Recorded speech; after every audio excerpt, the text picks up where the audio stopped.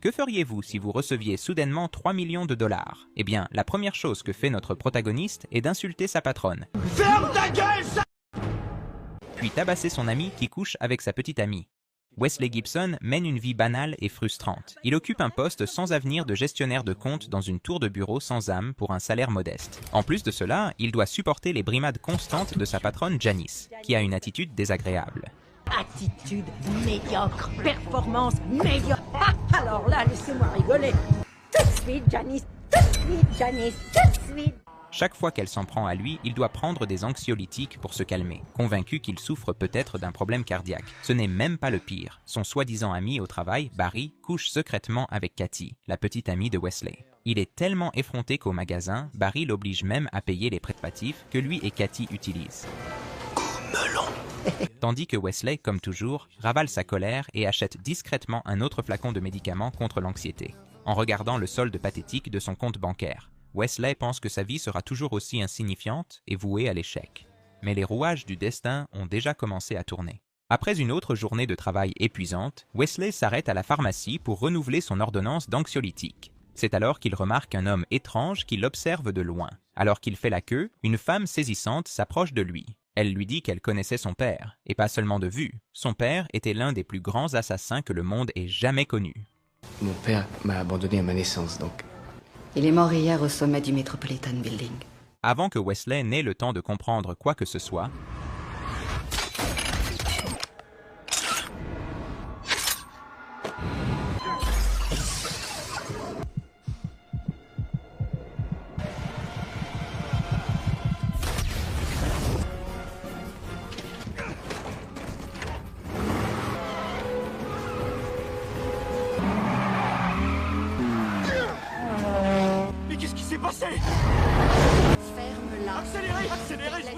l'assassin les poursuit en tirant sans relâche. La femme brise le pare-brise, pousse le volant dans les mains de Wesley et sort par l'avant.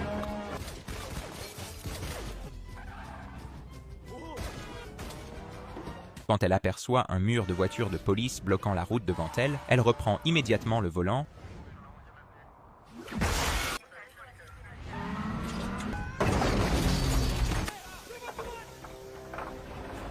Lorsqu'il reprend conscience, il se retrouve allongé dans une immense usine textile délabrée. Plusieurs silhouettes imposantes se tiennent à proximité, chacune semblant avoir tué une douzaine d'hommes avant le petit-déj. Wesley tente de partir, mais la femme de la nuit dernière lui barre le chemin. Il n'y a pas de retour possible.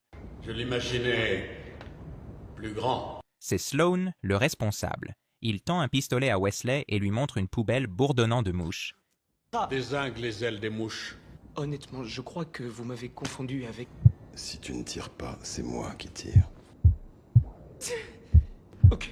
Wesley prend le pistolet. Son cœur bat de plus en plus vite jusqu'à ce que le monde commence à ralentir, à la stupéfaction de tous, y compris la sienne.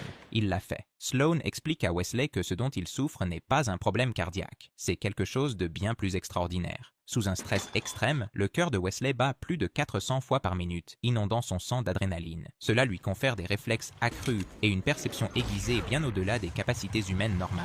Très peu de personnes dans le monde ont cette capacité. Ton père l'avait. Et tu l'as toi aussi. Wesley le regarde avec incrédulité, tremblant. Il pointe son arme sur Sloan et exige de partir. Mais Sloan reste calme et serein. Vous êtes dingue. Non. Ce qui est dingue, c'est de passer à côté de sa vie quand on a la chance d'avoir du vrai sang de tueur dans les veines. C'est de se contenter de sa misérable existence alors qu'on a un lion en cage à l'intérieur de soi et la clé pour le laisser sortir. Il dit qu'ils font partie d'une société secrète d'assassins connue sous le nom de la Confrérie, fondée il y a plus de 1000 ans. La femme qui l'a sauvée s'appelle Fox, et toutes les autres personnes présentes sont également des assassins de haut niveau. L'arme que Wesley tient dans sa main appartenait autrefois à son père, l'un des assassins les plus élitistes de la fraternité, connu sous le nom de Monsieur X. Et c'est elle que tu utiliseras pour tuer celui qui a abattu ton père de sang-froid. Non, ça et c'est... qui n'est autre que l'homme qui a essayé ce soir de t'abattre à ton tour. Sloan révèle alors à Wesley la vérité sur la mort de son père. Quelques jours plus tôt, Monsieur X était en mission lorsqu'un traître au sein de l'organisation a fait surface, éliminant plusieurs assassins d'élite. Pour découvrir la vérité, Monsieur X rend visite à un trafiquant d'armes dans un immeuble de bureau du centre-ville. Il lui présente une balle forgée sur mesure et exige de connaître son origine. Le trafiquant l'examine de près. Elle est propre, ce qui signifie qu'elle est intraçable. Avant que le marchand d'armes n'ait pu finir sa phrase, une balle lui transperce la tête depuis loin. Monsieur X ne panique pas, il calcule chaque angle en quelques secondes, recule pour prendre de l'élan et sprinte à toute vitesse vers la vitre.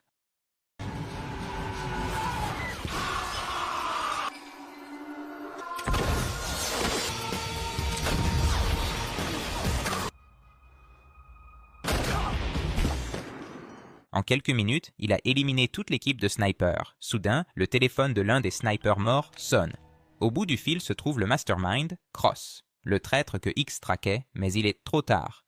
Alors pourquoi tu ne viens pas te mesurer à moi? Ce n'était que des leurs. Adieu, Monsieur X. Sloan a déjà transféré toute la fortune de son père sur le compte bancaire de Wesley.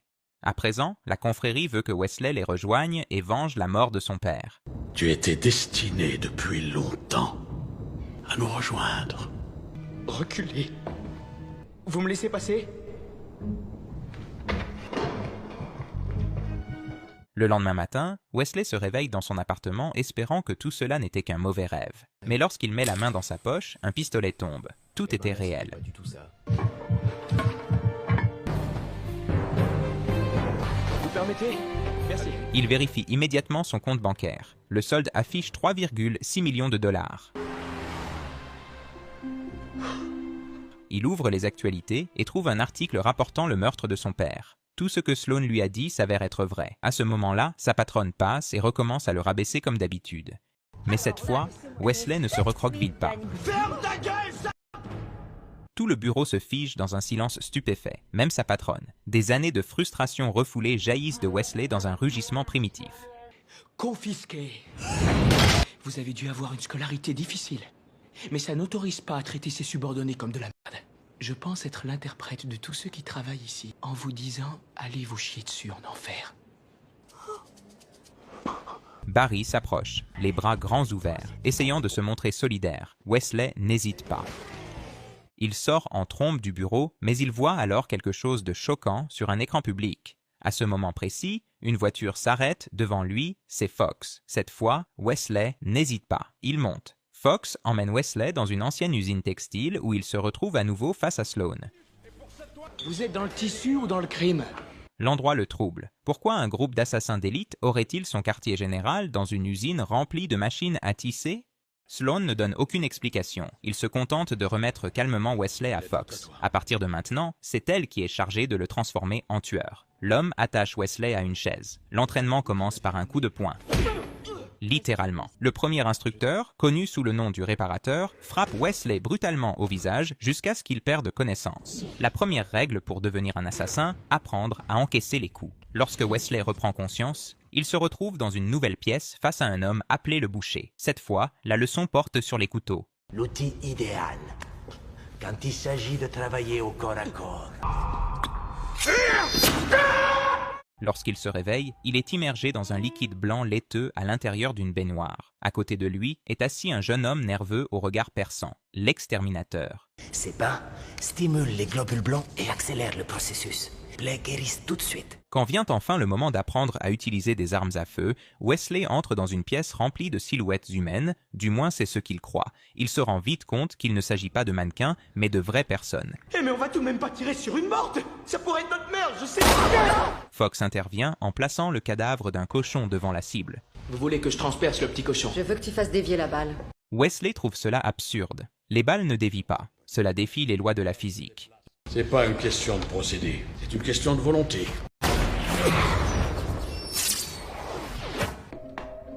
Pendant que Sloan prêche sa philosophie, Fox le met à rude épreuve. Elle le force à monter dans un train lancé à toute vitesse, le faisant presque tomber dans le vide.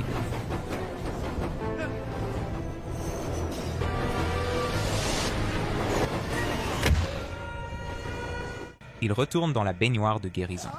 Pendant ce temps, Cross continue de massacrer d'autres membres de la confrérie. Sloan insiste sur le fait que Wesley est le seul à pouvoir l'arrêter. La dernière étape de la formation exige que Wesley attrape une navette au milieu d'un métier à tisser à grande vitesse. Un seul faux mouvement peut lui coûter des doigts. Il échoue encore et encore.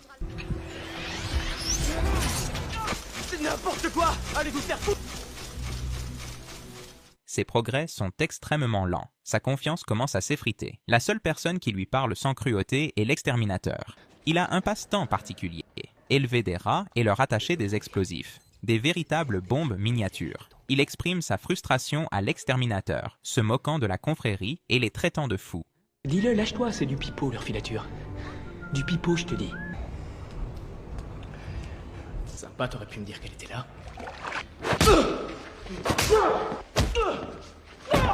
Pourquoi t'es là? J'avais une vie de merde, pourquoi pas changer? Pourquoi t'es là? J'en sais rien!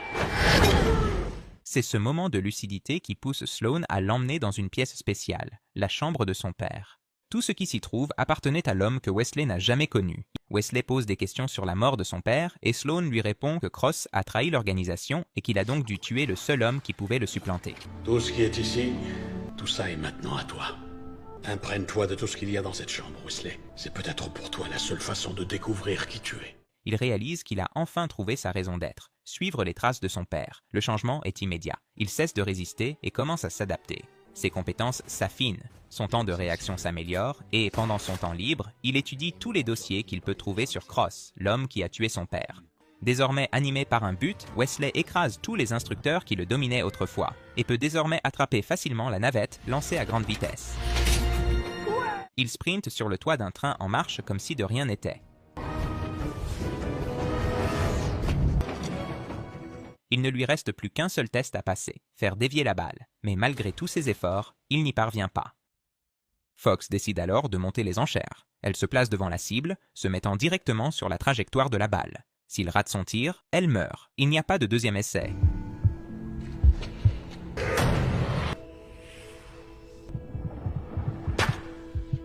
Bienvenue dans la confrérie. Sloane conduit Wesley dans une salle faiblement éclairée au fond de l'usine textile, où un énorme métier à tisser ancien tourne rythmiquement dans l'ombre. Il explique qu'il s'agit du loom du destin. Selon la légende, il y a plus de 1000 ans, les tisserands ont découvert que les imperfections dans les fils codaient des noms secrets qui, une fois déchiffrés, désignaient des individus destinés à semer le chaos et la destruction. La confrérie a été créée pour les éliminer avant que leur mal ne s'enracine. Ce sont des ordres qu'il faut exécuter.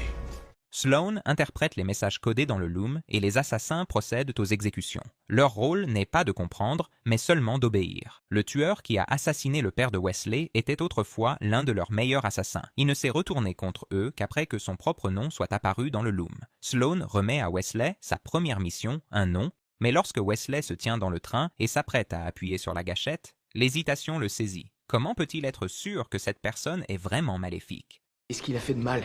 En quoi est-il nuisible? Tuer un être humain dont je ne sais absolument rien. Fox lui raconte une histoire. Le père d'une fille, un juge, a été victime d'un cambriolage une nuit. Les criminels l'ont torturé, brûlé vif devant sa fille, puis ont marqué la fille avant de la laisser pour morte. L'homme qui a commis ce crime aurait dû être éliminé depuis longtemps. Cet homme avait été désigné par le loom, mais un ancien assassin avait hésité. En tuant un, il est possible d'en sauver des centaines. Alors que Fox s'éloigne, Wesley remarque la marque de brûlure sur son cou. La petite fille dans l'histoire est Fox elle-même. Face à cette vérité, Wesley stabilise sa main et termine le travail. La cible suivante de Wesley est un riche marchand d'armes. 6 blocs sur Halstead Street. T'en as 3.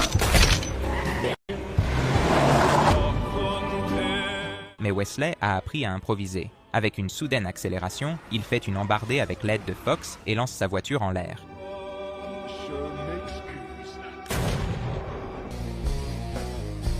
Wesley et Fox retournent à son ancien appartement pour récupérer le pistolet de son père. Qu'est-ce que tu fous là, espèce de salaud? Mais pour qui tu te prends? T'arrives même pas à la cheville de Barry. Lui, au moins, il sait s'occuper de moi. T'es qu'un gros naze. Il me fait des trucs que tu sais même pas que ça existe. J'ai tout payé maintenant. Wesley, c'est qui celle-là?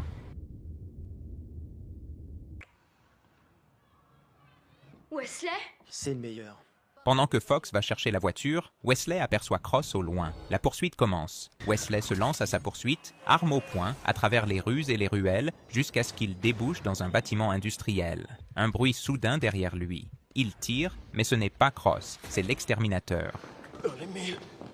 Cross suit immédiatement avec une balle qui touche Wesley à l'épaule. Lorsqu'il reprend conscience, l'exterminateur est en train de se vider de son sang sur le sol, mourant malgré tous les efforts déployés pour le sauver. Sa mort touche Wesley de plein fouet.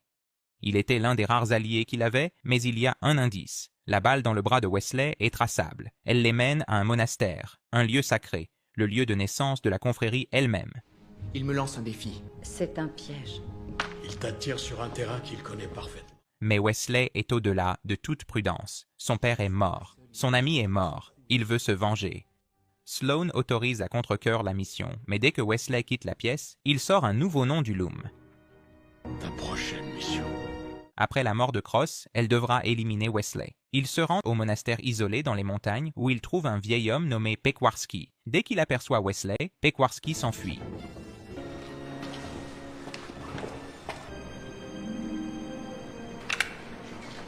Vous le reconnaissez? Je sais que vous l'avez fabriqué, dites-moi où il est. Pequarski se rend et accepte d'organiser une rencontre avec Cross. Il les conduit à une gare isolée et tranquille, mais dès qu'ils baissent leur garde, il s'enfuit. Cross est déjà à bord d'un train qui passe.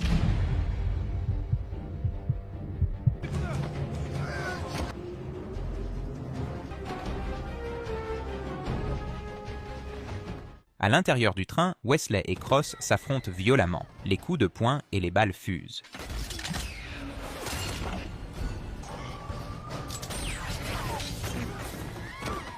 Fox fonce à travers le terrain et percute miraculeusement l'un des wagons avec sa voiture. Elle rejoint Wesley en plein combat. Alors qu'il est sur le point de tomber,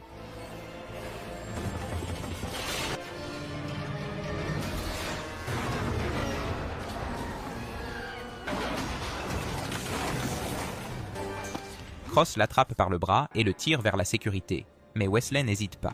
Il tire sur Cross. Dans un dernier souffle, il révèle la vérité. Tout ce qu'ils t'ont dit était faux, tout ce qui... Tu es mon fils.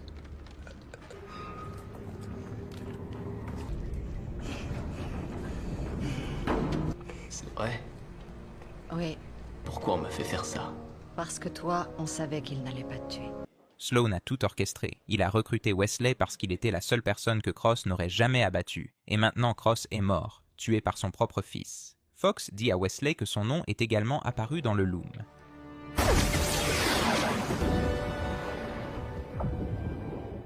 Wesley reprend conscience et se retrouve dans une pièce calme et inconnue. Celui qui l'a sauvé n'est autre que le vieil homme du monastère, Pequarski. Il conduit Wesley à la fenêtre. L'appartement se trouve juste en face de l'appartement délabré de Wesley. Il regarde autour de lui. Les étagères sont remplies de dizaines de photographies. Tout le concerne. Son père était là depuis le début, veillant discrètement sur lui. C'était mon père et je l'ai abattu. Père était prêt à tout pour te protéger, y compris à donner sa vie. Il reste confus et amer. Wesley ne comprend pas. Pequarski lui révèle la vérité. Cross n'était pas là pour tuer Wesley. Il essayait de le protéger de Sloane, de la confrérie. Ton père ne voulait pas que tu entres dans la confrérie, Wesley. Il voulait autre chose pour toi. Cross s'est rebellé parce qu'il a découvert que Sloane avait trahi le code qu'ils avaient juré de respecter. Le nom de Sloane est apparu dans le Loom. Au lieu d'accepter la mort, il avait choisi le pouvoir. Lorsque Cross a découvert le complot, Sloane s'est retourné contre lui, l'a qualifié de traître et a envoyé des assassins pour le tuer. Sloane savait que Cross ne ferait jamais de mal à son fils. Alors, il a manipulé Wesley, l'a utilisé comme une arme parfaite. Un fils entraîné pour tuer son père. Tu peux mener une autre vie, Wesley, comme ton père le voulait. Mais Wesley a déjà fait son choix. Il finira ce que Cross a commencé. Il ouvre la porte d'une pièce cachée, la salle de guerre privée de Cross. À l'intérieur, Wesley trouve des étagères remplies d'explosifs, des montres soigneusement modifiées transformées et des plans détaillés du complexe de la confrérie. Cross avait tout planifié depuis des années. Alors que Wesley étudie le schéma de la bombe à rats, un plan commence à se former dans son esprit. Il achète une énorme quantité de beurre de cacahuète, se rend à la décharge et attire un essaim de rats. Il conduit un camion poubelle et défonce la porte d'entrée de l'usine textile. Il libère d'innombrables rats, chacun muni d'une bombe. Les rats se dispersent rapidement dans tous les coins de l'usine. Lorsque le compte à rebours arrive à 0,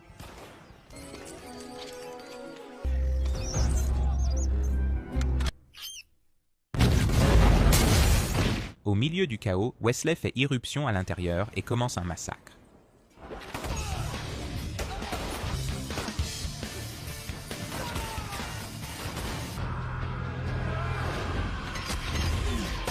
Il avance jusqu'à atteindre l'abattoir, où il se retrouve face à son ancien instructeur, le boucher. Mais cette fois, Wesley a l'avantage. Il terrasse le boucher.